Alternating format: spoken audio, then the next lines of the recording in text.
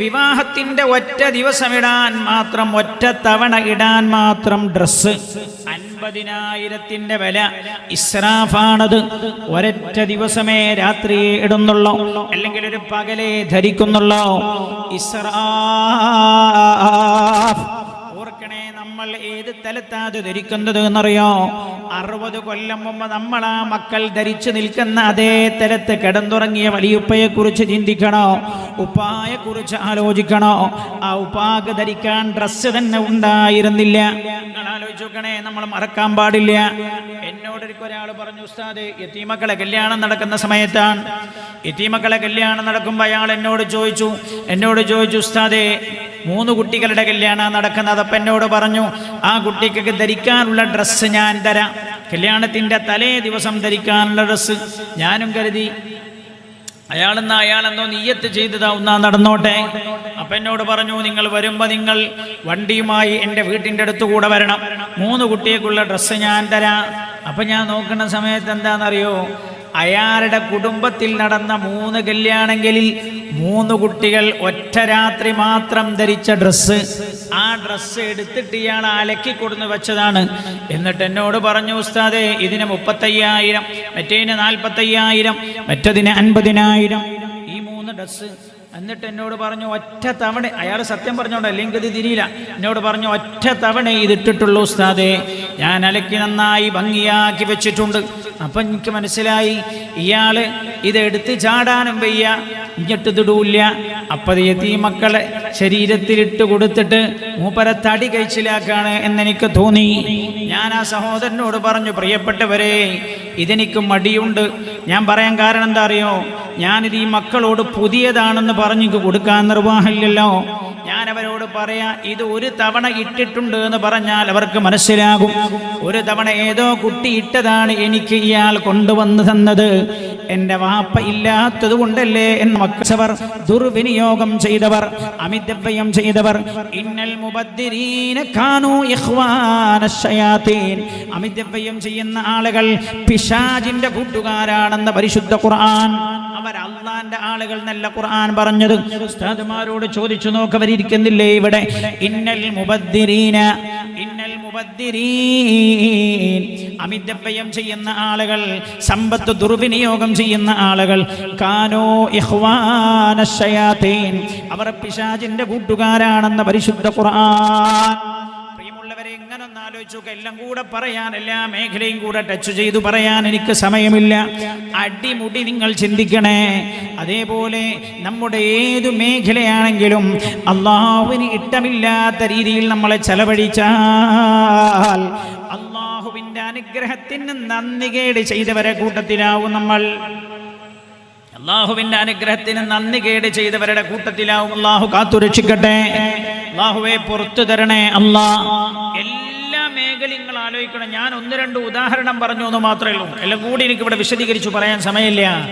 അങ്ങനെ വന്നാൽ, അങ്ങനെ അള്ളാഹുവിൻ്റെ അനുഗ്രഹങ്ങൾക്ക് നന്ദികേട് നമ്മുടെ ഭാഗത്ത് നിന്ന് വന്നാൽ, അല്ലാഹു തആല ജനതയെ 2 കാര്യമാണ് രുചിപ്പിക്കുന്നത്. 1, നിർഭയത്വം അല്ലാഹു എടുത്തു കളഞ്ഞിട്ട് ആ ജനതയെ ഭയപ്പെടുത്തി അല്ലാഹു നിർത്തും. പടച്ച റബ്ബ് കാക്കട്ടെ. ഭയം വന്നുള്ള അവസ്ഥ എന്താ? ഈ വയനാട് ദുരന്തം വന്നപ്പോൾ എൻ്റെ കുടുംബത്തിൽ എൻ്റെ കുടുംബത്തിൽപ്പെട്ട ഒരു സഹോദരി വീട്ടിൽ വന്നപ്പോൾ പറഞ്ഞല്ലോ, കല്യാണമൊക്കെ കഴിഞ്ഞ മോളാണ്, 2 കുട്ടികളുണ്ട്. കല്യാണം കഴിഞ്ഞ മോളാണ്, 2 കുട്ടികളുണ്ട്. ആ മോള് വയനാട് ഉരുൾപൊട്ടൽ കഴിഞ്ഞ് 2 ദിവസത്തിന് ശേഷം ഉമ്മാൻ്റെ അടുത്ത് വന്നതാണ്. രാത്രി കിടക്കണ സമയത്ത്, രാത്രി 1 മണി വരെ ഉറക്കം വന്നിട്ടില്ല. 1 മണിക്ക് എഴുന്നേറ്റ് വന്ന് ഉമ്മാനോട് വന്നിട്ട് പറഞ്ഞത്രേ, അമ്മ എനിക്ക് പേടിയാണ്, കിടക്കാൻ കഴിയില്ല, ഞാൻ ഉമ്മാൻ്റെ അടുത്ത് കിടക്കട്ടെ എന്ന് വെച്ചു. അപ്പം എന്നാൽ ഉമ്മാൻ്റെ അടുത്ത് കിടന്നു എന്നാണ്. 2 മണിയാകുമ്പോൾ പിന്നെയും ഉമ്മാനെ വിളിച്ചിട്ട് പറയാം, ഉറക്ക് വരുന്നില്ല. നിങ്ങൾ ചിന്തിക്കണേ, അള്ളാഹു നമ്മുടെ ഹൃദയത്തിലെ നിർഭയത്താണ്ട് എടുത്തു കളഞ്ഞാൽ പിന്നെ ഉറക്കു വരൂല.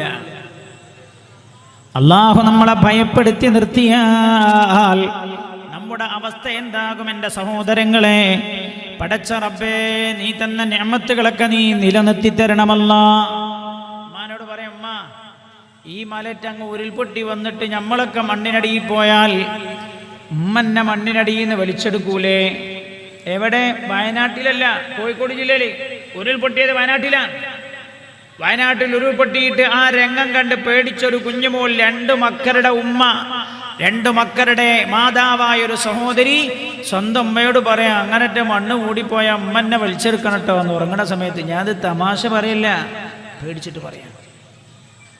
ആ സഹോദരി പറയാം, ഞാൻ എൻ്റെ കുട്ടിനോട് എന്ത് മറുപടി പറയണം നിങ്ങൾക്ക് അറിഞ്ഞില്ല. അള്ളാഹുരും മറവി തന്നിട്ടല്ലേ. നിങ്ങളാലോചിച്ചു, ഈ മുണ്ടക്കയിൽ ഉരുൾപൊട്ടലുണ്ടായില്ലേ ചൂരൽമലയിലും? അവിടെ സന്ദർശനം നടത്തിയൊരു സഹോദരൻ എന്നോട് പറയാം, ഒരുപാട് ആളുകളും മരിച്ചുപോയത്. ആദ്യത്തെ ഉരുൾപൊട്ടലുണ്ടായി, വെള്ളവും ചളിയും പാറകളൊക്കെ താഴ്ഭാഗത്തേക്ക് വന്നപ്പോൾ പേടിച്ചിട്ട് ഒരുപാട് ആളുകൾ താഴത്ത് റോഡ് ഭാഗത്തേക്ക് ഇറങ്ങിപ്പോയി. റോഡ് ഭാഗത്തേക്ക് എന്തിനിറങ്ങിയതാ? റോഡ് ഭാഗത്തേക്ക് അവർ ഇറങ്ങിയത് താഴേക്കിറങ്ങിയാൽ രക്ഷപ്പെടുന്നവർക്ക് തോന്നി. എന്താ, റോഡുണ്ടല്ലോ, അപ്പോൾ വണ്ടിയോ വാഹനങ്ങളോ ഒക്കെ കിട്ടണയിൽ കയറിപ്പോകാമെന്ന് കരുതിയിട്ടാവും അവർ താഴത്തേക്ക് ഇറങ്ങിയത്. ഒരു ഭാഗം ആളുകൾ മുകളിലേക്ക് ഓടി, തൊട്ടടുത്തുള്ള കുന്നിലേക്ക് ഓടി. ഏതാനും സമയം കഴിഞ്ഞ് രണ്ടാമത്തെ ഉരുൾപൊട്ടലുണ്ടായി. രണ്ടാമത്തെ ഉരുൾപൊട്ടലുണ്ടായപ്പോൾ വെള്ളവും ചളിയും, മണ്ണും വെള്ളവും ചളിയും പാറക്കട്ടങ്ങളുമെല്ലാം ഒഴുകി വന്നിട്ട് അത് ശക്തമായ ഒഴുക്കിൽ അതിൻ്റെ നേരെ താഴ്ഭാഗത്തുള്ള ആളുകളെ അടിച്ചു വാരിക്കൊണ്ടുപോയി എന്നാണ് അയാൾ പറഞ്ഞത്. കുന്നിന് മുകളിലേക്ക് ഓടി രക്ഷപ്പെട്ടവർ കഴിച്ചിലായി. താഴ്ഭാഗത്തേക്ക് രക്ഷപ്പെടാൻ നല്ലത് താഴത്തേക്ക് പോകല, തോന്നുന്നതിനനുസരിച്ചല്ലേ നമ്മൾ ചെയ്യാം. അതേ സ്ഥലത്ത് നിങ്ങൾ കണ്ടില്ലേ, വയനാട്ടിൽ ഇങ്ങനെ അസാധാരണമായ മഴയുണ്ടായപ്പോൾ ആ ഗ്രാമത്തിൽ ഉൾപൊട്ടലുണ്ടാവുന്ന കരുതിയിട്ട് ഒരു വീട്ടിലെ ജ്യേഷ്ഠനും അനുജനും രണ്ടാളും പറഞ്ഞു, നമുക്കിവിടെ നിന്ന് പോവാം, നമുക്കിവിടെ നിന്ന് കുടുംബ വീട്ടിലേക്ക് പോകാമെന്ന്. ജ്യേഷ്ഠൻ വേറൊരു കുടുംബ വീട്ടിൽ പോയി, അനുജനും മക്കളും മുണ്ടക്കയിലുള്ള കുടുംബ വീട്ടിലേക്ക് വന്നു.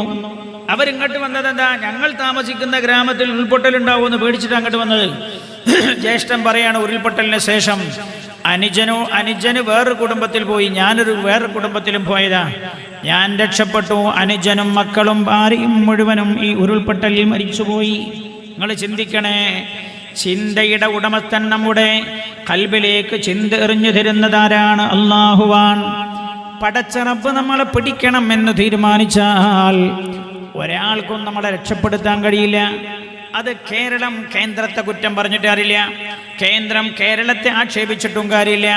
ഞങ്ങൾ മുന്നറിയിപ്പ് കൊടുത്തിരുന്നു, അനുസരിക്കാതിരുന്നത് കൊണ്ടല്ലേ. പിണറായി വിജയൻ പറഞ്ഞല്ലോ, അന്ന് കേന്ദ്രം ഞങ്ങൾക്ക് തന്ന മുന്നറിയിപ്പ് 220 മില്ലി മഴ പെയ്യാൻ സാധ്യതയുണ്ട് എന്നാണ്. പക്ഷേ പെയ്തത് 500-ലധികം മില്ലി മഴയാണ്. നിങ്ങളൊക്കെ കേട്ടിട്ടുണ്ടാവില്ല, 500 മില്ലിയിലധികം മഴ പെയ്തു വന്ന്. നിങ്ങൾ ആലോചിച്ച് നോക്ക്, ഇവിടെ ജയിച്ചതാരാന്നറിയോ? അള്ളാന്റെ ഹബീബല്ലേ സല്ലല്ലാഹു അലൈഹി വസല്ലം. ഉറക്കെ പറയണേ, നബിയുനാ മുഹമ്മദ് മുസ്തഫ സല്ലല്ലാഹു അലൈഹി വസല്ലം തങ്ങളല്ലേ ജയിച്ചത്. അള്ളാന്റെ ഹബീബ് പറഞ്ഞില്ലേ, ലോകം എത്രമേൽ പുരോഗമിച്ചാലും ലോകത്തിന് കൃത്യമായി പറയാൻ കഴിയാത്ത 5 കാര്യങ്ങൾ.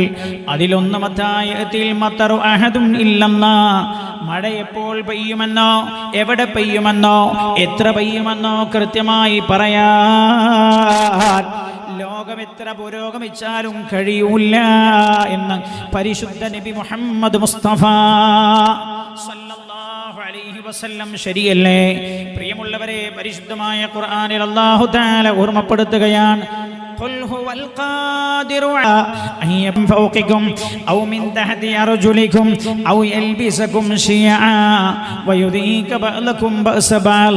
വിശുദ്ധ ഖുർആനിൽ അല്ലാഹു പറയാണ്, ഖുൽ ഹബീബായ നബിയേ, അങ്ങ് ജനങ്ങളോട് പറഞ്ഞു കൊടുക്കണം, ഹുവൽ ഖാദിർ, രാജാതിരാജനായ അല്ലാഹു കഴിവുള്ളവനാണ്. അലാ